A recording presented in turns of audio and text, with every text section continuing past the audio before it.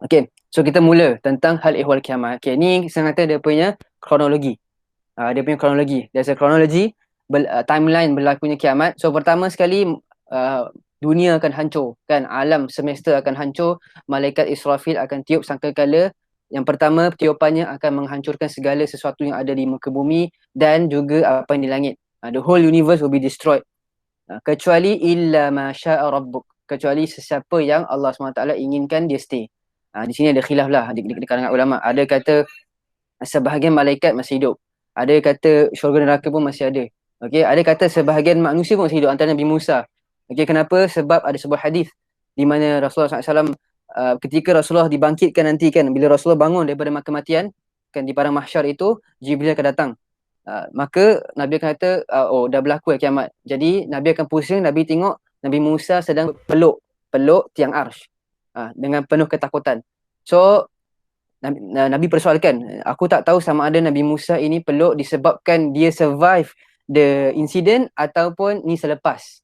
So sebagian ulama bincangkanlah, oh, boleh jadi Nabi Musa survive the incident. Dia antara yang Allah kata masya rabbuk, kira siapa yang Allah exclude daripada kehancuran tu. Tapi umumnya semua kullu syai'in halikun illa wajhah, kan? Kama qala ta'ala, kullu syai'in halikun illa wajhah. So malaikat Israfil akan tiup kali kedua, maka itulah semua wa nufikha fis suri fasa'iqa man fis samawati wa man fil ard, kan? Okay, ni tiupan sangkakala. Maka tiupan yang pertama akan menghancurkan segala makhluk di langit dan juga segala makhluk di bumi illa man syaa Allah, kecuali siapa yang Allah inginkan. Thumma nufikha fihi ukhra, selepas itu akan ditiup sekali lagi, maka faidahum qiyamun yanzurun. Pada masa itulah makhluk akan bangun dan melihat akan kedahsyatan kesengsaraan hari kiamat itu. Okey, so tiupan kedua akan membangkitkan makhluk. Jadi bila berlakunya ini, maka semua manusia akan bangun kembali.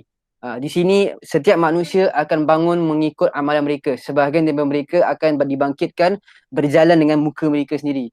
Kan? Ada macam-macam lah. Ada yang dibangkitkan, ada kambing yang duduk di atas belakang mereka sehingga mereka bongkok.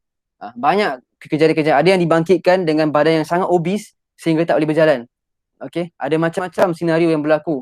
Manusia-manusia yang berbeza disebabkan amalan-amalan berbeza, mereka akan bangkit mengikut apa yang mereka buat. Dan ada sebuah hadis juga Nabi SAW kata, kullu yub'atsuna ala niyyatihim atau kama qala. Okey, setiap akan dibangkitkan mengikut niat mereka. So kalau mereka mati atas niat yang buruk, maka mereka akan dibangkitkan macam gitulah. Okay. So berlakunya kekecohan. Dan pada masa itu jugalah matahari akan berada di atas mereka. So selepas Allah dah destroy semua benda, Israfil akan tiup lagi sekali, maka Allah akan remake Earth, akan remake bumi yang baru. Dan bumi itulah yang kita panggil sebagai padang mahsyar, di mana semua makhluk, semua manusia dan jin akan berada di situ, dalam keadaan terlanjang, dalam keadaan huru-hara. Yang ibu akan lari daripada anaknya, yang adik-beradik akan lari daripada each other, yang kawan-kawan akan lari daripada satu sama yang lain. Kan, akhilla ba'duhum yawma idin adu illal muttaqun. Kawan-kawan yang rapat pun pada hari itu mereka adalah musuh, mereka akan lari daripada each other. Sehingga kekecohan berlakunya hari tersebut, kan, dan mereka rasa panas dan berpeluh kerana wujudnya matahari di atas. Sebahagian dari mereka, peluh mereka telah sampai ke peha, sebahagian lagi telah sampai ke diorang punya perut. Ada yang telah lagi sikit nak tenggelam, ada yang tenggelam pun. Maka dan ada juga kumpulan yang dipayung oleh arsy Allah Subhanahu Wa Taala, kan, dalam sebuah hadis dalam Bukhari dan Muslim, sab'atun yudhilluhumullah fi yaumin la dhilla illa dhillahu, kan, 7 orang-orang ataupun 7 golongan yang akan di shade ataupun dipelihara oleh arsy Allah Subhanahu Wa Taala. 7 orang, antaranya mereka yang rajulun qalbuhu muta'alliqun bil masajid, kan, antaranya adalah seorang lelaki yang hatinya terpaut dengan rumah Allah Subhanahu Wa Taala. Jadi kekecohan itu berlaku, maka pada masa itu kiamat belum berlaku lagi. Maksudnya kiamat belum start. Hisab dan judgement itu belum start lagi. Semua tengah kekecohan, semua dari sana dari sini. Maka manusia dah tak boleh tahan nak mulakan kiamat. Maka mereka akan lari kepada Nabi Adam AS. Mereka akan tanya, wahai Nabi Adam, kau adalah manusia yang pertama, kau yang Allah ciptakan dengan tangan dia, kau yang sekian, kau mintalah Allah untuk mulakan kiamat. Maka Nabi Adam kata, aku tak boleh, aku telah melakukan kesilapan pada masa tersebut, jadi kau pergilah kepada saudaraku Nuh. Jadi mereka pun akan pergi kepada Nabi Nuh. Nabi Nuh, kaulah Rasul yang pertama, kaulah yang Allah SWT selamatkan dan keluarganya sebagainya. Jadi Nabi Nuh pun akan kata, aku tak boleh, aku tanya Allah SWT tentang anak aku telah melakukan kesilapan, cuba kau tanya saudara aku, Nabi Ibrahim. Mereka pun akan lari dan kejar Nabi Ibrahim. Mereka akan tanya, wahai Nabi Ibrahim, tolonglah kita mulakan kiamat. Mintalah Allah untuk mulakan kiamat. Pun Nabi Ibrahim cakap benda yang sama, dia tak boleh, pergilah kepada saudaraku Isa. The same thing happen, mereka akan lari ke Nabi Isa. Nabi Isa akan kata, aku tak boleh, pergilah kepada saudaraku Muhammad. Maka semua manusia akan lari kepada Nabi Muhammad sallallahu alaihi wasallam. Mereka kata, wahai Muhammad, mintalah Tuhan kamu untuk mulakan hari kiamat. Maka Rasulullah SAW akan berdoa dan sujud di depan arasy dan minta Allah Subhanahu Wa Taala untuk mulakan kiamat. So permintaan inilah yang kita katakan sebagai syafaat yang pertama. Okay, so syafaat Nabi SAW ni ada dua. Pertama, syafaat kubra. Ni yang kita katakan syafaat paling besar yang Allah berikan kepada Nabi Muhammad SAW adalah untuk mulakan kiamat. Inilah hadis Nabi Bukhari kan, washfa' tu syafa'. Mintalah dan kamu akan diberi permintaan kamu. Fa'arfa'u ra'si. Maka Rasul kata, aku angkat kepala aku. Fa'aqul ummati ya Rab, ummati ya Rab. Wahai umatku, wahai umatku, ya umatku, wahai tuanku, umatku, wahai tuanku. Maka Allah akan mulakan kiamat. Dan pada masa itu jugalah para malaikat akan datang. Ni yang kita katakanlah wajah rabbuka wal malaku saffan saffah. Malaikat akan beraturlah dan Allah SWT akan datang dan jumpa manusia semua. Jadi berlaku barulah mulanya kiamat. Okay, so kita katakan syafaat di sini ada dua. Syafaat pertama adalah syafaat untuk mulakan hari kiamat, syafaat kubra, dan syafaat kedua nanti bila orang-orang beriman masuk ke dalam neraka, Rasulullah SAW akan selamatkan mereka. Okay, ni yang syafaat kedua lah. Syafaat kedua untuk orang-orang beriman selepas memasuki neraka. Jadi bila dah berlaku dan mulanya kiamat, di situlah Allah SWT akan mulakan dia punya court dia. Allah SWT akan mulakan court dia, di mana Allah SWT sebagai judge dan setiap hamba akan diberi kitabnya, akan dimunaqasyah, akan dihisap satu persatu amalan mereka, akan ditunjukkan kepada mereka amalan mereka yang mereka lakukan daripada apa yang mereka lakukan daripada mula mereka hidup di muka bumi sehingga ke mereka wafat. Okay, maka Allah akan letak mizan. Ya, wasama rafa'ah wa wada'an mizan. Mizan itu adalah sebuah neraca di mana Allah akan timbang amalan soleh kita dan amalan buruk kita. Dan mizan ini sabit dalam hadis-hadis Nabi SAW. Kan Nabi kata lahu kifatan, ada dua neraca. Maksudnya dia macam weighing scale, ada dua scale untuk weigh. And ada riwayat-riwayat juga kata bukan sahaja amalan tapi manusia pun akan diletak di situ. Maksudnya weighing scale tu bukan sahaja akan weigh kita punya amalan, ia juga akan weigh manusia dan sebagainya. Okay, ada banyak-banyak hadis lah. So di situ juga Allah SWT akan berikan kitab-kitab kita. Semua kitab-kitab akan diberi kepada semua hamba. Fa amma man utiya kitabahu biyamini, kan, fa ha umqra'u kitabiyah. Okay, siapa yang dapat menerima kitabnya di tangan kanannya, maka ada good news lah. Dan siapa menerima kitabnya di belakang wara zuhurihim, kan, mereka akan sembunyikan tangan kiri disebabkan mereka tak nak buku tu sampai kepada mereka, tapi akhirnya akan sampai kepada belakang mereka. Jadi bila berlaku itu, buku itu akan dibuka dan mereka pun akan katalah, kan, mereka pun akan terkejut. Dalam surah Kahfi nampak wawudi'al kitabu, maka kitab-kitab mereka akan diletakkan, fataral mujrimina mushfiqina mimma fihi, maka mujrimin, musyfikin, orang-orang yang melakukan kesilapan, kesalahan, keburukan, mereka akan lihat apa yang dalam buku tu. Mereka kata wa yaqulu ya wailatana, ya Allah, celaka betul kami, ma li hadzal kitab la yughadiru saghiratan wala kabiratan illa ahsaha. Buku ini tidak lepas pun benda yang kecil maupun benda yang besar kecuali ia telah ditulis, dia telah dikira. Setiap amalan kita, setiap detik dalam hati kita, setiap apa yang kita katakan, semua tertulis. Mereka pun rasa diri mereka sudah celaka.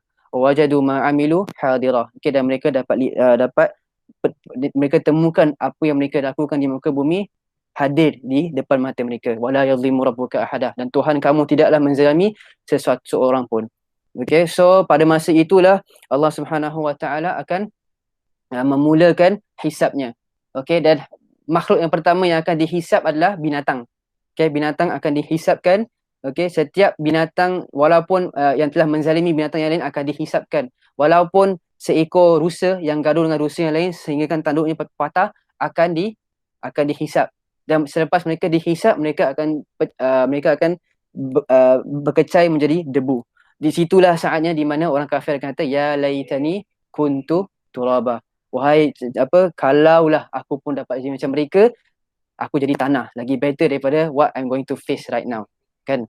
So maka berlakulah hisab, di mana semua manusia akan ditunjukkan amalan mereka, akan dihisab segala detik, kata-kata, perbuatan yang mereka lakukan, khususnya apa yang mereka lakukan kepada manusia yang lain.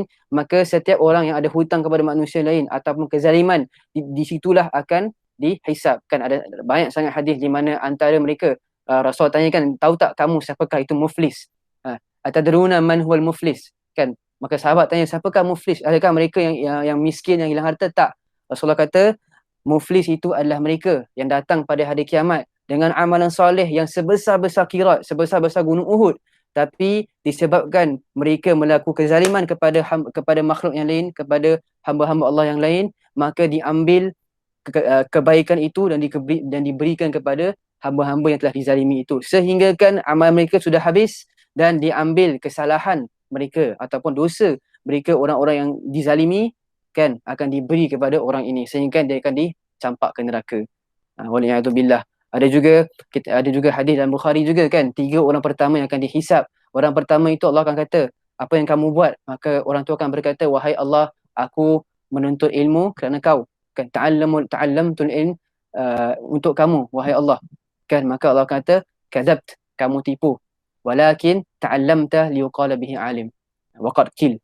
Okay, kamu mempelajari ilmu bukan kerana aku, tapi kamu pelajari ilmu kerana kamu ingin dipanggil sebagai seorang alim, dan telah dikatakan pun di muka bumi, maka dia akan dihirit ke dalam neraka. Begitu juga seorang kedua yang akan datang, orang tu kata, wahai Allah, aku telah korbankan harta aku kerana kau siang dan malam. Maka Allah akan kata, kadzabt, kamu tipu, kan, walakin kamu mengeluarkan harta kamu bukan kerana aku, tapi untuk dipanggil liqala bihi, oh dia ni adalah seorang yang pemurah, dan waqad qil, dan telah dikatakan dan akan dihiritkan ke dalam neraka. Dan juga orang ketiga, di mana Allah SWT akan tanya, apakah kamu lakukan di muka bumi? Maka orang tu akan kata, wahai Allah, aku berperang, bergaduh, berjihad kerana Tuhan, kerana agama kamu, untuk menaikkan kalimahmu.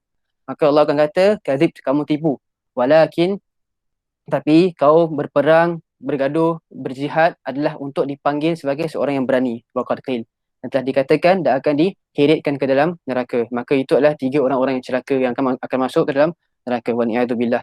Okay. Tapi rahmat Allah SWT juga akan dilihat juga, di mana ada sebahagian dari mereka akan diberikan, akan diampunkan. Contohnya sebuah hadis, kan, dalam Sunan Abu Daud, di mana ada seorang lelaki ini, dia akan dihadapankan di depan Allah SWT, maka Allah akan keluarkan tis'atan wa tis'ina sijila, 99 scrolls, 99 scroll, di mana dalam scroll tu semua ada kejahatan dia, ada amalan keburukannya. Maka dia akan ditunjukkan, okay, presented in front of him, kan, dan Allah akan tanya dia, wahai hambaku, adakah kamu akui segala apa yang telah ditulis dalam suhuf inilah, dalam scroll ini? Kamu akui tak? Do you admit apa yang kamu buat ni? Maka orang tu akan kata, wahai Allah, aku akui apa yang aku lakukan ke semua ini. Bayangkan 99 scrolls, dalamnya semua kesalahan. Jadi selepas itu, scrolls itu akan ditimbangkan, dan Allah SWT akan keluarkan satu sejenis macam kad itu, ataupun katakan sebagai bitaqah. Bitaqah ini di dalamnya adalah qaul la ilaha illallah Muhammad Rasulullah, dan akan ditimbangkan. Maka timbangan la ilaha illallah Muhammad Rasulullah akan lebih berat daripada timbangan 99 sijilah ini, ataupun 99 scroll ataupun penulisan ini. Maka Allah SWT kata, disebabkan kau percaya la ilaha illallah Muhammad Rasulullah ni, maka aku ampunkan segala dosa kau yang ada di sini, dan kau dapat masuk syurga. Okay. Ada banyaklah instances di mana Allah SWT merahmati hambanya dan ampunkan dosa-dosanya. Okay. Di situ kita dapat lihat luasnya keampunan Allah SWT. Jadi selepas semua manusia telah dihisapkan, maka orang-orang yang tidak percaya, orang-orang yang kafir, akan dihiritkan ke dalam neraka. Neraka akan keluarkan chain-chain semua, akan tarik mereka ke dalam neraka. Okay, tinggallah orang-orang beriman, orang-orang yang musyrikin, dan juga orang-orang munafik. Okay, pada di situ nanti orang-orang beriman, orang-orang musyrikin, mereka akan dipanggil oleh Tuhan mereka. Okay, mereka akan lihat ada contohnya matahari. Matahari itu akan guide mereka ke dalam neraka. Okay, siapa yang sembah Nabi Isa akan keluar bentuk Nabi Isa, maka benda tu akan guide orang kepada neraka dan sebagainya, sehingga kan yang tinggal hanyalah orang-orang beriman dan orang-orang munafik. Dan pada masa itulah mereka akan melalui sirat. Okey, mereka akan melalui jembatan untuk sampai ke syurga. Belum sampai syurga lagi. Kan, orang kafir semua dah pergi neraka dah. So orang beriman ni lagi last step ni sebelum sampai ke syurga. Nak lalu sirat ni. Okey, jadi maka dalam itu orang-orang beriman semua akan pergi menerusi sirat, dan orang-orang munafik mereka akan sesat.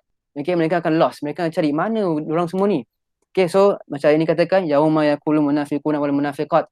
Hari di mana golongan orang-orang munafik itu akan bertanya, akan uh, berkata kepada orang-orang beriman, unzuruna naqtabis min nurikum. Okey, lihatlah kami akan ambil sedikit daripada cahaya kamu, sebab mereka bercahaya pada hari itu tapi dalam kegelapan, jadi mereka tak nampak. Jadi dikatakan kepada mereka, irji'u wara'akum faltamisu nura faduriba bainahum bisurin lahu bab batinuhu fihi rahmah wa zahiruhu min qibalihi adab. Jadi orang-orang munafik itu akan dibawa kepada sebuah tempat yang gelap, mereka pun tak nampak sebab mereka tak ada cahaya, disebabkan mereka munafik, dan akhirnya orang beriman akan tahu, oh rupanya mereka-mereka inilah yang munafik, dan akhirnya mereka akan masuk sebuah pintu yang sebenarnya adalah lubang ke neraka. Maka tinggallah orang-orang beriman, dan orang beriman akan cuba untuk melalui jambatan sirat. Okey, ada khilaf di kalangan ulama, ada yang kata sebelum orang beriman melalui sirat, mereka akan berjumpa dengan Nabi sallallahu alaihi wasallam, di mana mereka akan minum daripada telaga Nabi, iaitu al-haud. Jadi ada sebagian ulama antaranya Ibn Kathir, beliau berpendapat bahawasanya haud ini selepas dah go through sirat. Okey, ada khilaf lah, boleh ni. Tapi yang pentingnya kita percaya ada sebuah telaga, Nabi SAW diberikan sebuah telaga. Kan ada banyak sangat dalil, antara dalam surah Al-Kautsar sendiri, inna a'tainaka al-kautsar, okay, kami telah memberi kepada kamu al-kautsar, telaga kautsar itu. Kan, dan Rasulullah SAW sini kata dalam hadis Bukhari, ana farradtukum al-haud, aku akan tunggu kamu semua di telaga. So Rasulullah pun ada komplain lah, wahai Jibril, mana aku punya umat lagi, aku ingatkan banyak tapi yang datang cuma sikit je. Jadi Jibril akan tanya, kau tak tahu apa yang umat kau lakukan selepas kematian kau. Okey, jadi telaga Nabi SAW itu disebutkan sebagai nahar, sebuah sungai, kan, hafatuhu qibabun lu'lu', okey, air akan cedokkan dengan sebuah cawan yang dibuat daripada lu'lu'. Okey, so mereka akan diberi air telaga haud itu dan akan hilang haus daripada telaga tersebut. Okey, atas pendapat mereka yang kata haud ini selepas sirat, jadi selepaslah sirat. Kita juga percaya wujudnya sebuah jambatan yang dinamakan sebagai sirat. Okey, so jambatan ini adalah jambatan yang tipis, sama seperti tipisnya helai rambut dan pedang. Sangatlah tipis. So jambatan sirat ini akan diletak di atas neraka. Okey, di atas neraka. So orang beriman akan lalu jambatan tu. Okey, ada di antara mereka yang akan lalu sepantas kilat. Ada yang mereka yang akan lalu sepantas angin. Ada yang akan merangkak, ada yang akan terjatuh, ditarik ke dalam neraka. Akan jatuhlah masuk neraka. Okey, so mengikut amalan masing-masing, mengikut keimanan masing-masing. Di sinilah di mana posisi orang beriman yang melakukan dosa besar yang tidak taubat, yang mungkin dosanya lebih banyak daripada amalan solehnya, akan ditarik ke neraka. Okey, kalaulah kita dapat, insya-Allah kita doalah supaya Allah Subhanahu Wa Taala golongkan kita semua antara mereka yang bukan saya dapat survive all of that, tapi dapat lalu sirat ni dan sampai kepada syurga. Okay, so amin, insyaAllah. So bila orang beriman dah lepas sirat ini, okay, so sirat ni ada banyak description lah. Okay, setipis helai rambut, kan, orang-orang beriman akan melaluinya. Ya, semua orang beriman akan melaluinya, sebab Allah SWT sendiri kata dalam Al-Quran, dalam surah Maryam, Allah katakan kan terlupa ayat dia, tapi ada sebuah ayat dalam surah Maryam di mana kullun wariduha. Okey, setiap daripada kamu akan wariduha, akan jalan, akan lepas sirat tu, akan lalui sirat tu. So setiap orang beriman akan lalui sirat tu. Cuma siapa yang dapat lepas, siapa yang terjatuh ke dalam api neraka. Waliyadzubillah. Okey, so bila dah lepas sirat tu, barulah sampai kepada pintu syurga. Di mana dalam pintu syurga itu Rasulullah SAW akan tunggu di sana, kerana syurga tak akan buka kecuali bila Rasulullah buka. Pintu syurga akan kata, wahai kau siapa? Nabi Muhammad akan kata, akulah Muhammad. Pintu syurga akan kata, aku diperintahkan untuk ditutup sehingga engkau datang. Maka dibuka pintu syurga, dan akhirnya semua orang-orang beriman yang masih survive lagi akan masuk ke dalam syurga, sehingga kan mereka dapat menikmati syurga. Tapi kisah orang-orang beriman di neraka, okey, orang yang dalam neraka tu adalah khalidina fiha, okey, abada, ulaika syarrul bariyah, kan, kama qala ta'ala. Dan orang-orang beriman yang dalam api neraka itu, mereka akan dicuci, akan dibersihkan daripada dosa, sehinggakan Rasulullah SAW sendiri akan datang untuk selamatkan mereka. Dan inilah dipanggil sebagai syafaat kedua ataupun syafaat Rasulullah yang kedua, syafaat sughra. Okey, syafaat kubra adalah mulanya kiamat. Syafaat sughra ini adalah untuk menyelamatkan ahli kabair min ummati. Okey, syafaati li ahli kabair min ummati. Syafaatku adalah untuk mereka yang melakukan dosa-dosa besar daripada kalangan umatku. Maka Rasulullah akan selamatkan orang-orang orang beriman. Okey, apa syaratnya? Kan ada hadis di mana dalam Sahih Muslim Rasulullah kata apa? Barang siapa yang telah mendengar azan dan membaca Allahumma rabb hadhihi da'wati tammah wassalatil qa'imah ati Muhammadin wasilata wal fadilah wa ba'athu maqaman mahmudan alladhi wa'adtah, kan halat lahu syafaati yaumil qiyamah. Halal bagi mereka syafaatku pada hari kiamat. Ada banyak jugalah. So kita pun berdoalah. Waliyadzubillah kita masuk neraka, tapi kalau pun kita masuk neraka, kita berdoa supaya kita antara mereka yang diselamatkan oleh Rasulullah. Apakah syaratnya? Pertama sekali adalah percaya dengan la ilaha illallah dengan yakin. Barang siapa yang dalam hatinya ada sedikit pun la ilaha illallah, maka dia akan diselamatkan. Okay, walaupun sebesar biji saga. Kama kala Rasulullah SAW ada sebuah hadis lah, kan. Siapa yang hatinya ada sebesar biji saga of la ilaha illallah, maka dia akan diselamatkan oleh Rasulullah dan akan masuk ke dalam syurga. So selepas semua orang beriman dalam syurga, okay, banyaklah benda-benda yang berlaku dalam syurga dan neraka itu. Dan pada akhir sekali, selepas semua ahli syurga dah rehat, maka Allah Subhanahu Wa Taala akan tanya kepada mereka, wahai orang-orang yang beriman, adakah kamu telah dapat apa yang kamu dijanjikan? Maka orang beriman akan kata, bala ya Rabb, betul, kami telah mendapatkan segala apa yang kamu janjikan. So Allah SWT kata, adakah kamu ingin ditambah? Maka mereka kata, cukuplah ya Rabb, apa yang kau kasih itu dah lebih daripada cukup. Maka Allah SWT akan panggil semua orang-orang beriman, dan pada masa itulah Allah SWT akan buka hijabnya, dan daripada itu kama qala ta'ala wujuhi yawma idin nadirah ila rabbiha nadirah. Dan pada hari itulah mereka akan melihat Tuhan mereka dengan biji mata mereka sendiri, dan pada hari itulah mereka akan cakap, tidak ada nikmat yang lagi besar daripada melihat kau, wahai Allah Subhanahu Wa Taala. Dan kita berdoalah, ya Allah, supaya kita digolongkan antara mereka yang dapat lihat wajah Allah Subhanahu Wa Taala. So the end lah tu je, sampai situ je dia punya kronologi. Okey, kronologi kiamat daripada mulanya kita nyawa kita ditarik oleh Allah Subhanahu Wa Taala sehingga kan berlakunya kiamat, sehingga kan berlakunya mulanya kiamat dan hisab dan melalui sirat dan sebagainya, sehingga kan kita sampai ke syurga. Okay, so the important points yang tadi kita dah bincangkan dalam story the whole kronologi ni, okay, adalah tiupan sangkakala. Okay, ada dua tiupan sangkakala, nafkhatus sughra dengan nafkhatul kubra, kan. Nafakh, tiup sangkakala yang pertama, dan tiup sangkakala yang kedua. Tiupan yang pertama adalah untuk menghancurkan segala sesuatu. Tiupan yang kedua adalah untuk membangkitkan kembali mereka. Begitu juga tentang syafaat, kan. Syafaat itu adalah penolongan Nabi SAW ataupun perantaraan yang Nabi akan berikan kepada umatnya. Pertama untuk memulakan kiamat, iaitu syafaat kubra, dan yang kedua adalah untuk menyelamatkan mereka yang telah melakukan dosa besar ataupun yang melakukan dosa dan masuk ke dalam neraka.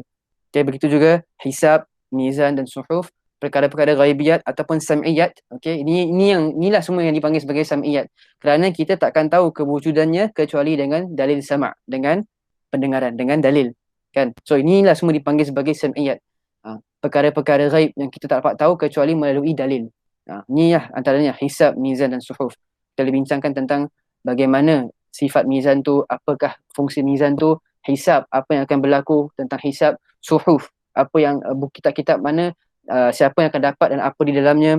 Begitu juga tentang titian sirat ataupun jembatan sirat yang akan dilalui oleh semua orang-orang beriman dan juga orang munafik, kan. Sifat sirat itu sendiri, dan akhirnya telaga Nabi SAW Al-Hawd ataupun Al-Kawthar, dan sifat-sifat Al-Kawthar itu, dan siapakah yang berhak untuk minum daripada telaga tersebut. Okey, ni yang cuma sebutkan dalil. Antum boleh cari dalil yang lebih lah.